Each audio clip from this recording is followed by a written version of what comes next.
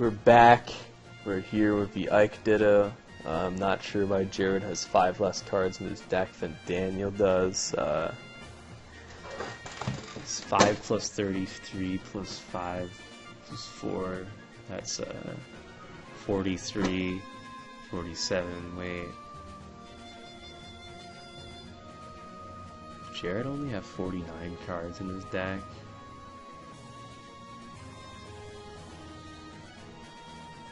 Wait, oh, wait, I'm dumb. This is Daniel's side of the board. This is Jared's side of the board. Okay, yeah, so Jared had 3 things on his side of the board, so yeah, never mind. My question is, why does Daniel have 37 cards in his deck? He has 47, 49, 50. Oh yeah, he just has 52 cards in his deck. Okay. It's still so weird though. Why does Jared have like 29 cards in his deck if Daniel has 36? Like the math ends up working out. It's just it's because he has Valencia. Well, I'm stupid. I do recall mentioning at the beginning of like my pre-game analysis that I was pretty tired going into this, and I was gonna do my best. And I tried for the first 2 games, but I think Nana kind of just broke me. That 55 game, 55-minute game. I can't even fucking talk. The 55-minute game between Tiki and Nana kind of just fucking killed me. So now we're watching an Ike mirror. I truthfully have no idea how this works. I think I've played 1 Ike mirror in my entire life versus Haruno, and I feel like my engine was just like way better, and I groped a lot more than him. But he had Rebecca's, and he like sacked a ton of Rebecca's, so the game ended up lasting way longer than it should have. He's like, despite the fact that I was like 150 base and he was like 110 base, he just got a Rebecca every support, so I couldn't hit him. But I eventually just ended up winning because I had a way. I guess my Ike was stronger than his. My Ike was taller than his. So I guess that's what this is about. Who can build their Ike the fastest? Right now Jared's in the lead, but Daniel has the Micaiah, so I might not let them. They both support 7-5 Ikes. That's pretty funny. Jared must not have a dodge because he's going to take that orb. Daniel is going to go up to a stack of 5. He's winning the race. Or is he? I don't know. He might not have 2 Ikes in his retreat.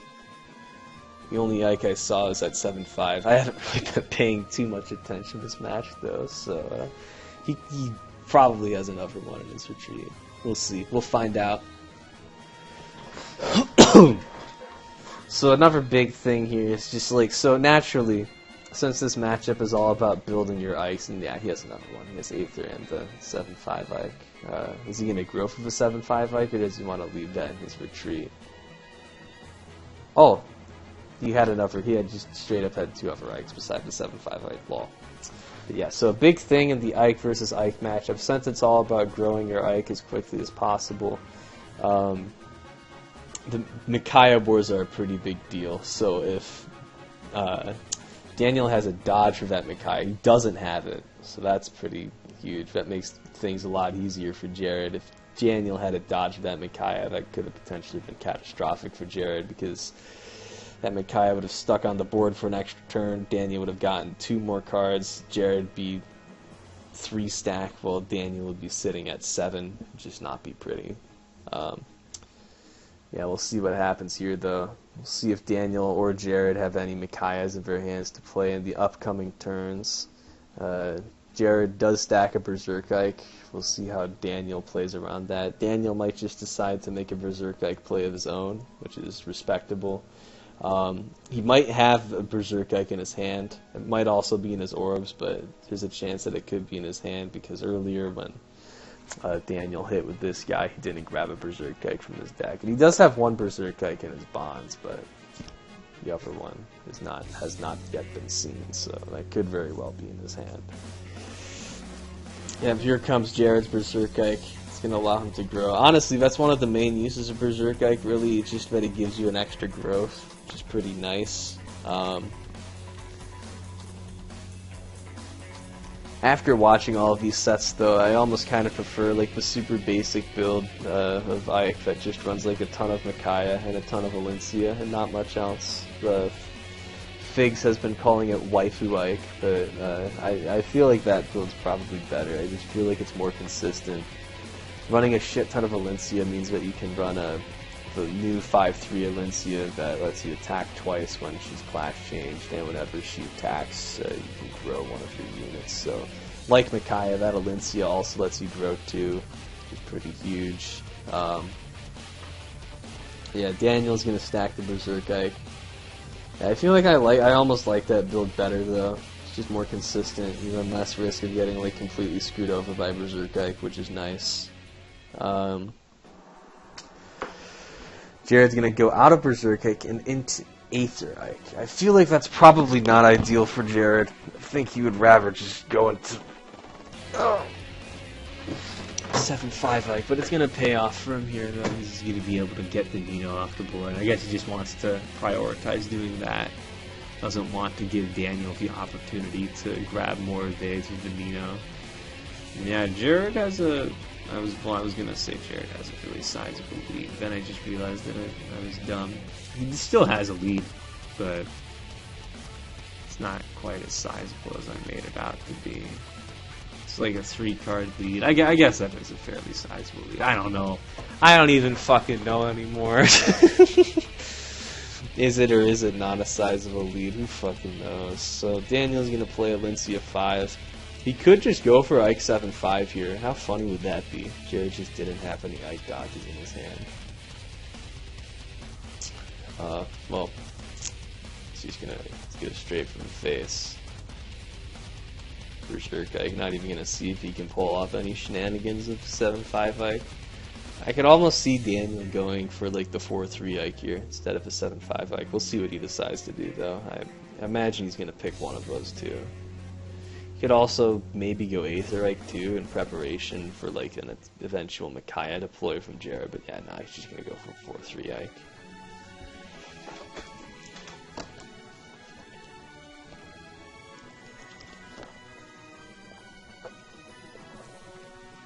Adamant's attack is going to do absolutely nothing. If she had itself, she would have hit, but oh well, it is how it is.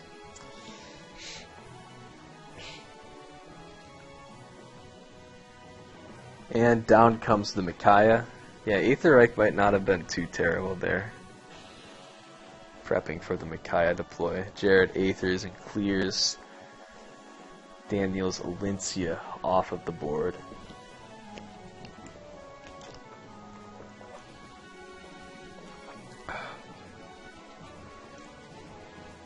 Daniel had the stack advantage, but Jared is starting to catch up. Just gonna count to be sure. Yeah, he has 8. 1, 2, 3, 4, 5, 6. Yeah, so Jared is at 7, Daniel's at 8. So Jared has a good deal more cards in his hand than Daniel, and a field advantage in that he has Micaiah, but Daniel, previously, he like made up for it by having a big stack, but now it's debatable. Yeah, now Daniel is gonna go into Aether Ike, clear that Micaiah. Doesn't want Jared growthing with that thing. They both self. They both get some very blue Ikes as their supports.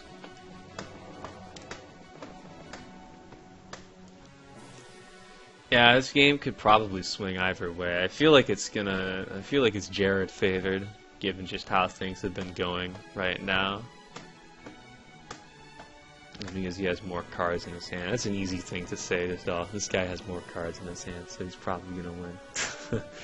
Looks like Jared's gonna try hiding behind Micaiah, though. That's pretty funny. I wonder if he has a lot of Micaiah dodges in his hand. He could very well have a lot of Micaiah dodges in his hand.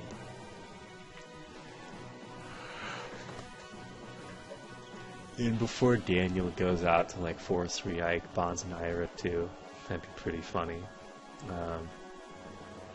Yeah. Now they have caught up. Players have caught up in both hand size and in stack.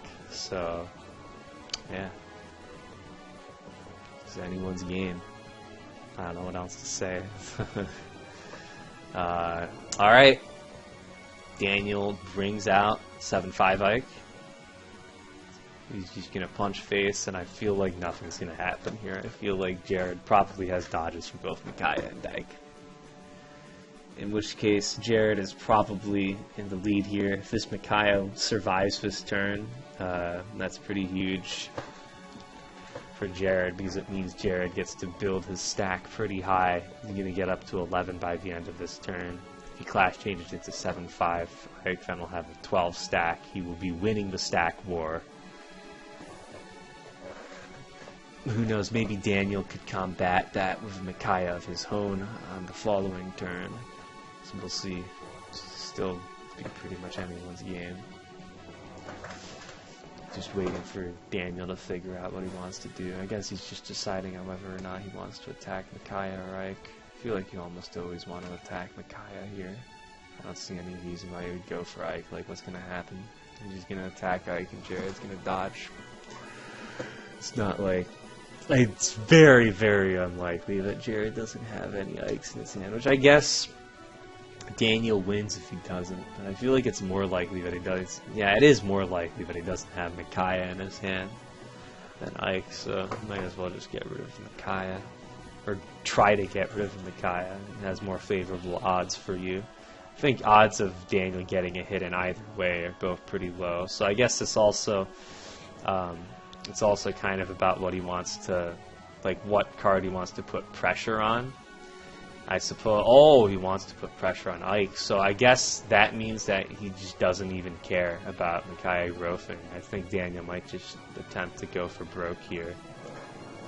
Just like try and burst down Ike. I don't know how he's even going to do that with Micaiah in the front row of the wall. Yeah, I'm not really big on that play. I'm just tried to kill Micaiah. Like, even if he dodges, it's going to make it easier for you to clear her next turn when you presumably play a Micaiah of your own. We'll see, though.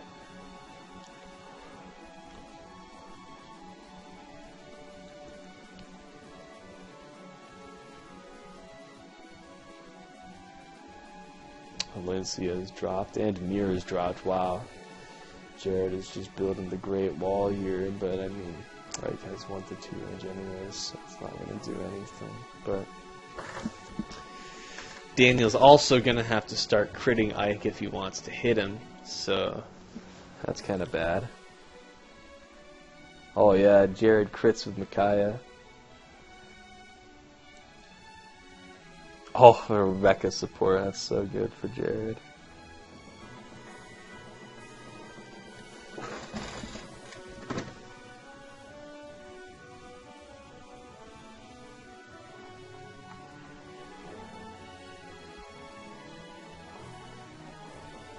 Daniel dodged Micaiah hit? I feel like he didn't. That's weird.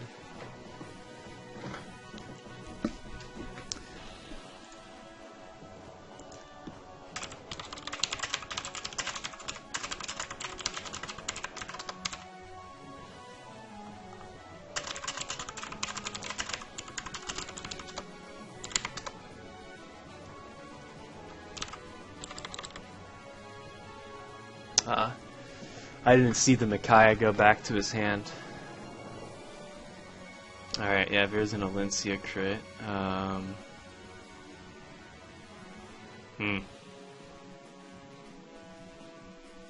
feel like it's like somewhat probable that Daniel can just clear all of Jared's field now. And this game's whacked. Oh, and Jared had to shuffle too, so like, he's not gonna be able to... Is he gonna be able to growth anything with Micaiah? No, he isn't. Damn, I feel like that might have been a misplay on Jared's part. I feel like Jared might have been better off not playing anything, not attacking, just taking advantage of the fact that Micaiah got to stay on board an extra turn. And then Daniel needs to crit in order to hit Jared's Ike at all. With his own Ike. See what Daniel has in his hand, though. He does have a 6-card hand. No doubt he has something he can use in it. Daniel has 8 bonds. I don't feel like he doesn't need that many bonds. I guess it'll be come in clutch here, though, if he has both a Mirror and a Micaiah to deploy. No. Alright. I guess he just wants to try and clear the board. Which is respectable. Definitely want to get that Micaiah out of there. Don't give her the opportunity to put him ahead in the stack game.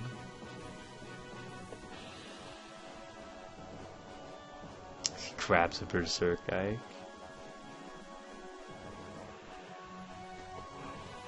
And I'm just announcing everything that happens. I'm not even saying anything else. This commentary is really just next level. Yeah, I don't know. I don't have too much to say here. Just Nino's probably gonna attack Micaiah. I assume he wants to get rid of that Micaiah. Yep, there it goes. He dodges, so I wonder if Mir will attack Micaiah or if Mir will attack Mir. That's going to be an interesting thing to consider. Or you could attack Ike and crit. Ike attacks Micaiah first. Yeah, I don't know about that one. Jared's just going to dodge that. I assumed that Micaiah will go down with that Mir hit, yes. Gonna say if he had another Micaiah in his hand, that'd be a bit crazy.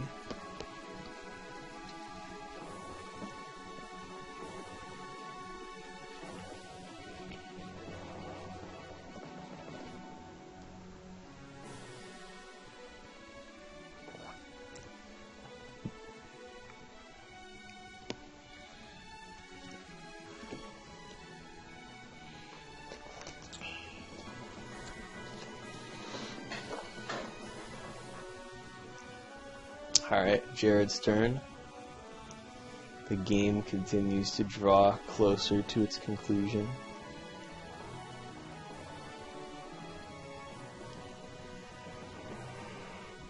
Nino and Marcia are dropped. Now Jared has almost no cards left in his hands, so Daniel... Oh, I hate to see that happen, ladies and gentlemen. Did Daniel grab a 7-5 hike with Nino? Let's check. Oh god, I don't feel like scrolling up. Okay, yeah, action. Yeah, so he moves the Berserk Ike Bond to his hand. This is just Jared dodging. Daniel plays Ike Rampage here from his hand.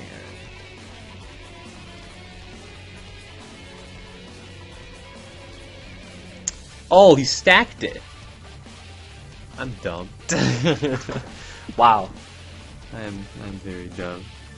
I question why he would stack it. I guess he must have another 7-5 in his hand then. Oh, he's dodging with it though. Is that gonna screw him? Oh man, I have like nothing to say here. I just don't understand these fucking plays. I feel like Jared might as well just go face here, but I don't know. I don't know. I'm tired. I don't know what the fuck's going on. I'm worn out. Yeah, this commentary fucking sucked. I'm sorry about this, guys. The long set.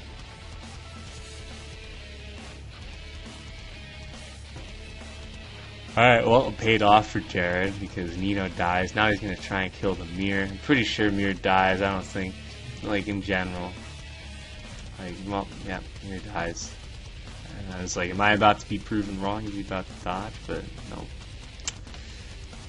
Yeah, so it's like Daniel just straight up not going to be able to class change. Because here goes another Ike 7-5. He only has, if he has another Ike 7-5, he only has one more in his hand. Yeah, that's gotta be it. Damn, unfortunate. And Jared takes it. Jared moves on to the semifinals, even if Daniel did not. Or even if Jared did not beat Daniel, he would still move on to the semifinals, as I mentioned earlier. But, yeah, Jared ends up taking it. I'm probably going to go talk to them if they're still in voice chat. So, yeah, that's all from me. Thank you guys for watching. I'm sorry again that my commentary fucking sucked. I think that I've definitely do better with having multiple commentators. Solo commentary is pretty fucking hard. It's not too bad for like the first game or two, but then after a while, I'm good. I don't know why I double posted, but yeah. Oh, well. Yeah, by the way, Lackey server's down at the time of recording this, so Jared just hosted a private lobby. But yeah, solo commentating is kind of a pain in the ass. It's way easier when you have other people to bounce off of, takes the load off of you. Definitely got a bit fatigued in Game 3, as I mentioned earlier. I was already pretty tired from the beginning. But either way, I'm going to stop Johnning, and I will attempt to come back stronger, because I know I can do better than this. You guys deserve better than this, so yeah. Alright, I'm going to end the recording now. I've rambled on long enough. Jared wins 3-2. Proves me wrong. I was expecting Daniel to win. Turned out that Ike ended up being Daniel's anchor. I don't think anyone was expecting that. Ike was like the deck that Daniel has had success with. It was basically his flagship deck, but either way, well played from both players. Very close set.